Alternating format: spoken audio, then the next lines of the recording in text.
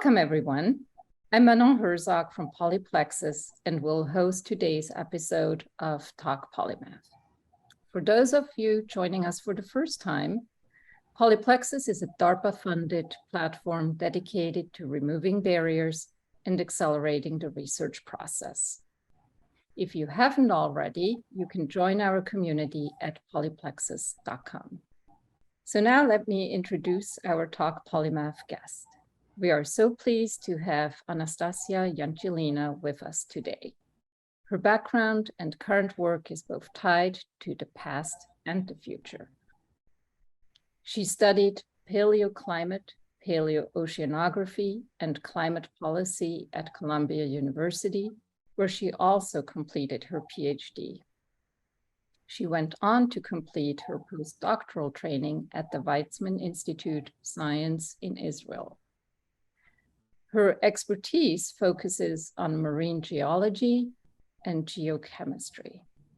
And today, she serves in the role of research scientist and rock enchantress at Impossible Sensing, where she currently supports science operations and analyzes data from the Mars 2020 Perseverance mission. Anastasia, thank you for joining us today. Thank you very much for having me. I look forward to this discussion and podcast. Same here. So Anastasia, let's start with the data you are currently analyzing. What is the Martian environment like where the data comes from? Can you draw a bit of a mental picture for us? So currently the Martian environment is very different from Earth, and when working and putting an instrument together, the scientists at NASA and engineers had to take that into consideration. And in terms of just understanding what it is, it's very dry. There's not much water vapor. It's largely just carbon dioxide with traces of nitrogen and argon. There's winds. Data is also being analyzed by the wind sensor. We have a small little meteorological observatory on the Martian rover, which is also actually very exciting for me because my first degree was in meteorology and atmospheric science. So it's cool to kind of see all that come along, even though I'm not in that role anymore. And my role has largely been focusing on rocks and interpreting the minerals of the rock record and whether there appears to be any kind of organic molecules. So I think that's kind of largely it. There's nothing more to say regarding the Martian environment, but it is very different from Earth. There is no magnetic field. There's no plate tectonics. There's obviously no water flowing that we see now, but there's evidence of it that has occurred there 4 billion years ago. So it's just dry, arid, and it's pretty much stayed the same way it has for the past 3.4 billion years ago. Once it stopped being active, both geologically and hydrologically. So what we see now is exactly how Mars has been 3.8 to 4 billion years ago. And what's most exciting about it is the earliest signs of life on Earth started exactly at that time. On Earth, a lot of the materials from 3.8 to 4 billion years ago have been reprocessed by different geological and hydrological processes. So the oldest forms of rocks that we see it's really hard to first document that they are at that age, and second, to validate any preservations that was there. Whereas on Mars, we see what we get. So there's no question there. And even I think the largest problem with that is just that though the surface of Mars has been exposed to radiation, so there is a lot less that we see on the surface. Now we could see the subsurface of Mars, but understanding the surface is what we have access to now. And there are plans going forward to explore Mars deeper with the next set of missions. So it sounds like Mars is kind of frozen in time right now. Exactly, it's frozen in time. Mm-hmm, mm-hmm. And more broadly speaking, as you analyze all this data from Mars, do you feel like you've almost landed there? In layman's terms, I guess you've already spoken to it to some degree, but can you maybe go a little bit deeper what it's like there? Yeah, I think it has actually become kind of my second home because we pretty much the tools that we have to access the rover data, we also see the location exactly of where the rover is in its immediate vicinity. And in terms of all of the images that were made a few days or so to speak, before, we get to see in there kind of interfaced with the rover location that is pre-programmed by the rover engineers and programmers. So yeah, I log into, I guess, like the interface, and you see kind of pretty much exactly the location where we are. You can see like if we're like near like the mountains, you can see kind of the outcrops, not the mountains, but like the outcrops of the delta. So the higher ups of the lake that was there before, and different dunes, and it kind of like can roll yourself around, and it's and then it moves a little bit. So then the next day, you're somewhere different. And it's exciting to see those differences pretty much like right from your laptop. Can we talk for a moment about the soil on Mars? Is it at all comparable to soil on Earth? Many of us, of course, will remember the less than appetizing potato experiment from the book and movie The Martian. So do we think we will be able to grow crops on Mars at some point? So the largest difference, I would say, of the Martian soil or any of the sediment that is there relative to Earth is the Earth one, or everywhere, there's just tons of organic matter. Whereas on Mars, there's a lot less. In Earth also, we have a lot of more complex organic matter that would be very easy for, let's say, plants and any kind of like fruits and vegetables to grow. Then you have a lot of microbes that help that process. As far as we know, Mars definitely doesn't have that. It's largely just like at least the floor of the Jezero crater that we're currently exploring is largely just volcanic in origin. So if you would think that you can grow plants in a volcanic kind of environment on Earth, but without anything like that's fertilizing it, it would definitely be a lot harder, if probably like impossible. So that's probably what I would say the largest difference between the Martian rocks and the Earth rocks or sediment or soils is just the presence of much more complicated organic matter on Earth. And we know that organic matter on Mars exists, it's just we're still understanding what kind of forms they are. But because of the really extreme radiation on the surface, we see a lot of mostly of broken down organic molecules and nothing complex. But that doesn't mean that they're not below the surface. It's just what the rovers has access to right now. And going into the future, and let's say potentially like growing stuff on Mars, let's say colonization, I would say if that would were to happen, something like in the Martian, the humans or the rovers or the robots would have to bring some kind of fertilizer and some kind of extra organic molecules for that to happen. And also probably find some shields for the UV radiation there. But it's the UV radiation actually that was going to be a problem, but it doesn't appear that, I think it appears something that could be engineered in time with time. So there's hope. Yeah, I think so. Okay, all right. So let's talk a little bit more about the data that you've analyzed to date. Would you say most of what you found is as expected, or have there been some real surprises along the way? So it's I'm part of a really large team of like about 500 scientists. Many of these scientists have a lot more expertise on Mars than me. So currently I've been adding on kind of like, let's just say more supporting one series of analyses or not a series of analyses. The rover has about 5 instruments on board that I use for science operations. I'm largely involved with one of them called ShareLock. And ShareLock stands for Scanning Habitable Environments with Raman Luminescence. We're looking for, organics and chemicals. And it's it shoots a laser at like kind of, let's say, a rock that's of interest. And there's some interaction of the in the rock with the laser, and there's whatever happens there. There's energy that's being given back, and that is basically is then cut back on a detector, and knowing on the exactly what kind of energy are being sent back, one can say what kind of minerals are actually present and some forms of organics. So that's been largely my contribution to that. And I think one of the items we observed for the first time is direct observation of organics on Mars. Before, they were more formed by indirect processes, or we observed them by indirect processes, which was previously with curiosity. So this form of in situ analysis is the first time we actually were able to detect them. I think everyone knew that they were there, but there was no like direct documentation. Some of the other surprises or items that were not known before the Mars mission or before the Mars 2020 Perseverance was the floor of the delta.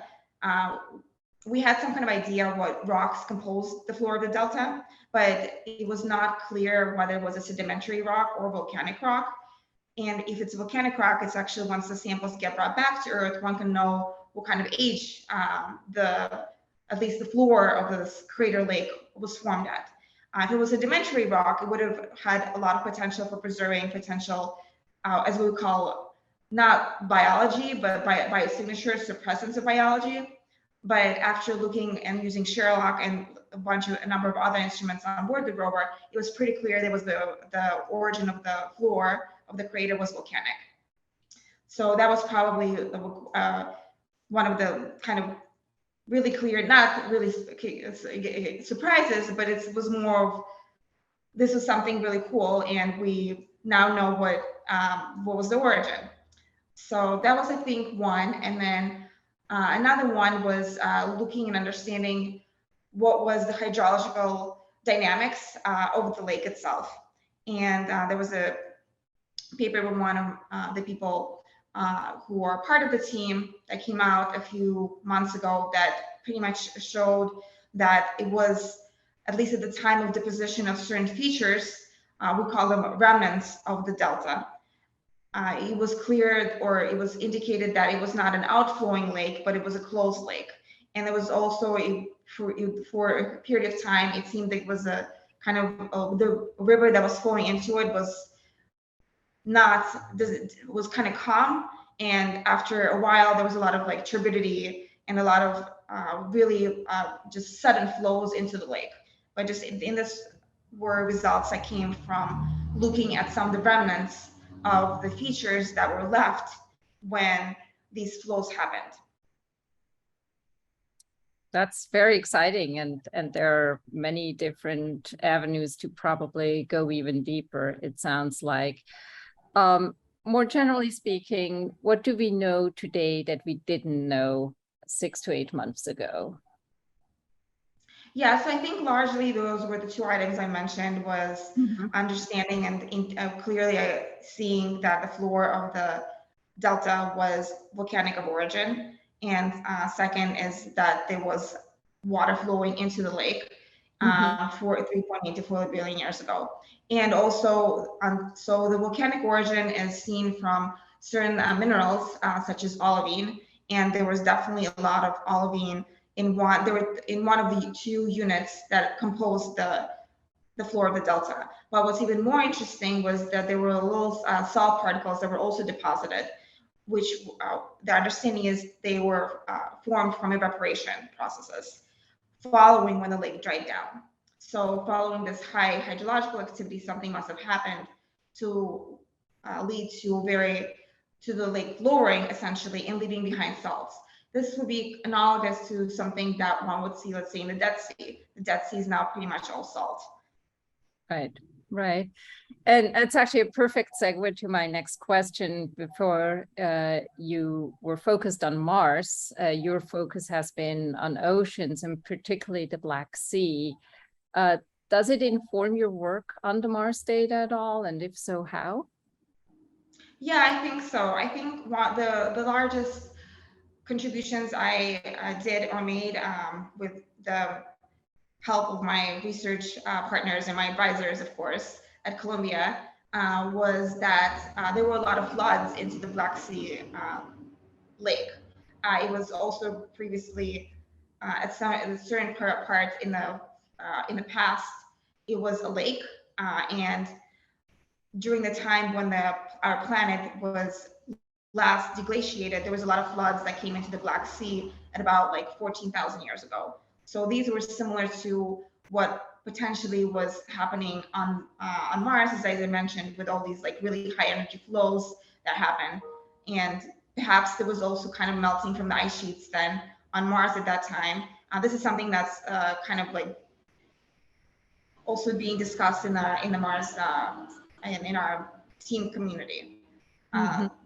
So I think there's a lot of comparisons from my past work to Mars, but there's a lot of, as we call them, analogs, deposits that we see on Earth that we're like, well, this looks like kind of like a formation we see on Mars. Maybe they're formed by the same processes that are not just exclusive to, of course, the bacteria, but they are formed largely everywhere on our planet.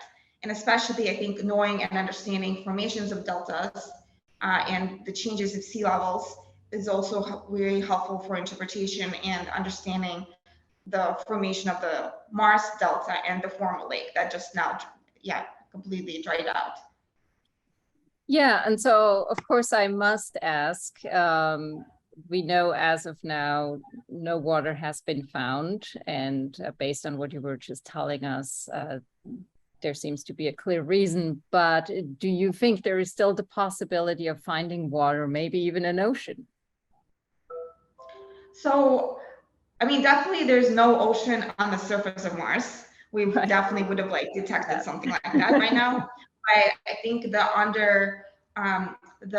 underworld of Mars, or what is deeper within Mars, is still very largely unexplored. And I think there have been some radar observations of something fluid somewhere, kind of like Martian subfluor lakes, but that has yet to be like more robustly confirmed. And I think more interesting would be if there is, let's say, kind of an ocean or some kind of like water basin beneath the Martian surface. I think it would be even more interesting to know what's the composition of it. Like, is it salty? Is it not? How acidic it is, or how alkaline it is? And especially, it would be interesting to see if there's any like organic molecules there. So I think that is to be part of like the future exploration missions. And it is interesting to know that some of the there've been a lot of work done of exploring the deep biosphere, as we call it, on Earth. And there's microbes that live on Earth, let's say kilometers beneath the Earth and ocean floor. And I think this was also like a very recent discovery. So this pretty much just supports that even though we don't see anything on the surface of Mars now, who knows, there may be this kind of like extant life that is really far below the surface. And potentially water, of course, always helps to sustain it. But we don't know, I think, either yet right now. And you mentioned earlier that you're part of a very large team of scientists.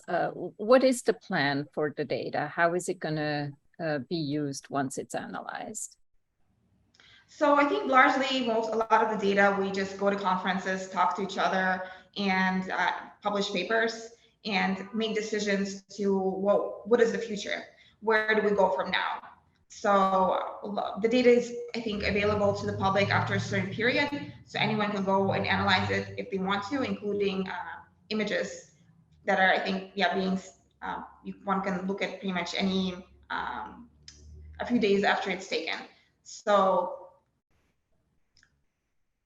the data is freely available for anyone to use, but largely I think it's mostly for continuing the scientific process and understanding our planet, both our planet and Mars. Got you. And making plans for the future, where what are the gaps that we can fill going forward, especially as we prepare for sending humans there in like 15 years or so. Right. And speaking of planning what's next, would you love to bring back real samples rather than just gather data? Yeah, absolutely. And that's a big part of the Perseverance rover mission right now, is collecting samples. This is the first time that there's an idea to bring samples back to Earth. And it's a whole process called Mars sample return. And the idea is to first leave one cache of samples somewhere and then kind of continue collecting samples until a certain year that it makes sense for there to be kind of a second rover sent, and then bring them back to Earth. And this is currently being planned. The plans had to change dramatically because of the political situation in the world. Because previously there was going to be a lot of work done with the European Space Agency and Russia, and that has had to change under the circumstances. But the plan is to still bring them back, and yeah, it will be absolutely very exciting to work with those samples. I mean, we do have samples from Mars already in meteorites, but all of these kind of have come from kind of like impact process that were just ejected from there. There haven't been any like surface samples that we know how they were collected to ever look at. So I think everyone's excited. Will be really excited to have those and work with them. And I think it's also really nice to be part of this journey early on in my science career, because this is a multi-year, like 10, 20-year process. So it's nice to know that this is kind of like, hopefully I'll get to work on them someday. We'll leave the real world behind for a moment. And I assume you read science fiction. And given all the work you've been doing on the Mars data, has it changed how you view planets and what you think might be possible? So I do read a lot of science fiction, and I think one of the books that was, as you mentioned, the one you mentioned before is The Martian. I think I read part of it, but I didn't finish it. Not because it wasn't good. It was really good. I just didn't have the time for it. And I think, from what I understand, when they made that book in the movie, we already have all the capabilities to, let's say, send people there. But I think one of the largest issues then was the radiation problem. But it looks like that's something that's not going to be as much of an issue going forward, with just developments of like suits and technology. So I think it's actually really exciting. And I think books like that are interesting for everyone to read, because humans are an exploratory species, and I think it's impossible for us to just stay on one planet. I think we've always wanted to break barriers and discover the unknown. So this is just the next frontier, is for us to go to, I mean, not just our own moon, but another planet. And I think it would be even cooler once we have the capability to go to moons of other planets that may have had, or appears to have very interesting rock processes that may also have some kind of life forms there, or have had life in the past. So you probably started to answer my next question to some degree, but I will still go with it. I saw you call yourself a future Martian.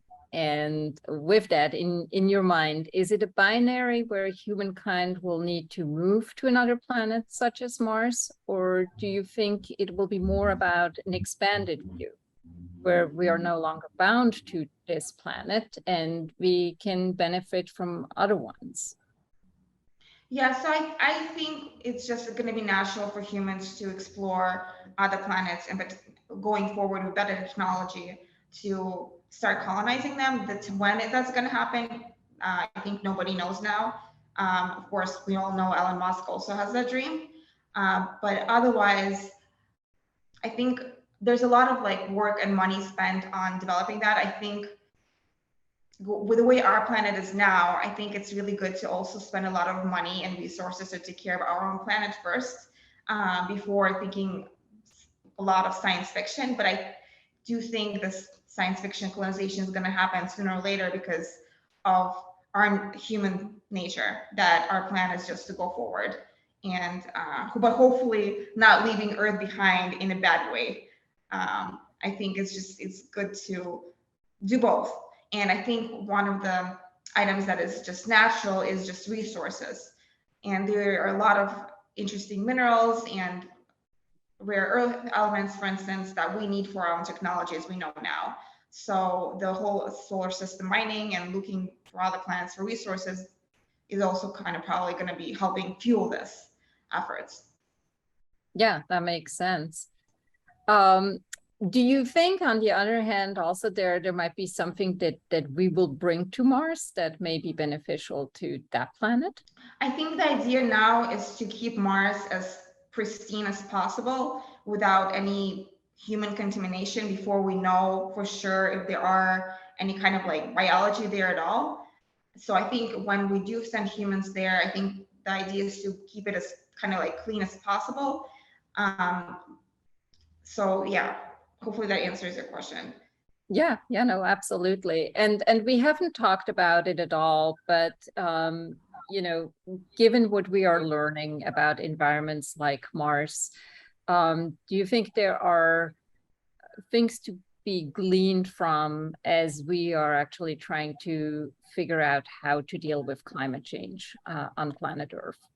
Well, I think it's good to see what other planets are like and how special our planet is, and to really take care of our planet, because we know why everything is happening. And we've the scientists in the climate change community have known for decades now, and they've been talking to policymakers also for decades. It's clear what we need to do. It's just there's not enough people at the top who will listen to the, let's say, the scientists until it's too late, and is it's kind of like being shown. But I think the planet that may show what may happen if there's like a runaway greenhouse effect would be also, let's say, Venus, when the temperatures at the bottom are so high that it's everything that we would send there from Earth, currently as we know it, will just melt. But they are actually plans to go and explore Venus as well. I think those are also very exciting. But yeah, I think learning from other planets and seeing how pretty much how special our own planet is probably the largest lesson that we can learn from exploration, and how rare like life forms are, let alone like a very functioning organism like humans. Right, right.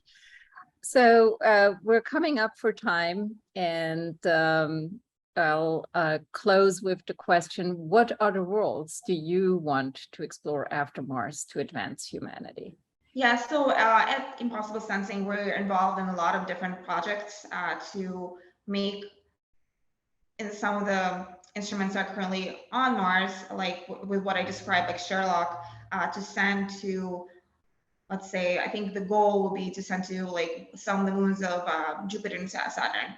So I'm already kind of like in those roles, those exactly kind of the work that I always wanted to do. So currently, that's really futuristic, let's say like maybe like 40, 50 years from now, but one has to dream. So I think that's kind of my career plan going forward, and probably continuing to be involved with Mars 2020 Perseverance, and hopefully with a Mars sample return for when the samples will be brought back, which is a long time from now. That will be like 5 or so years from now. So there's a long future ahead in the space sciences in terms of, for me, formulating work. Yeah. You're certainly not going to run out of planets anytime soon. Yeah.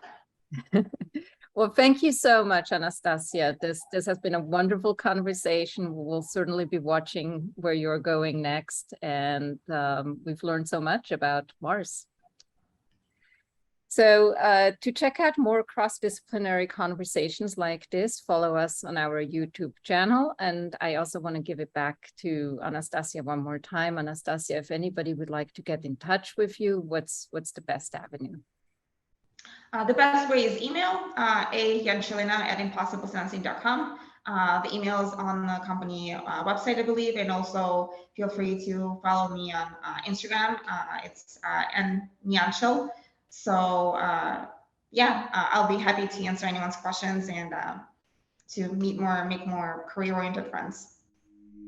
Thank you, Anastasia.